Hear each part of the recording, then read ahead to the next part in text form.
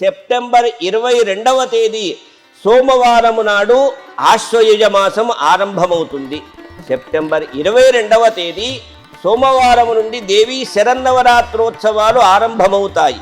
దేవీ క్షేత్రాలలో ప్రస్తుతం మనం ఉన్నటువంటి అంబాభవానీ క్షేత్రములో, శివాలయాలలో, భవానీ శంకరాలయములలో, మహాశక్తి ఆలయములలో, దుర్గా భవానీ ఆలయాలలో, పలు క్షేత్రాలు ఎక్కడైతే ఆలయాలు నిర్మాణమై ఉన్నాయో ఆ ఆలయాలలో సెప్టెంబర్ 22వ తేదీ సోమవారం నుండి దేవీ శరన్నవరాత్రోత్సవాలు ఆరంభమవుతాయి.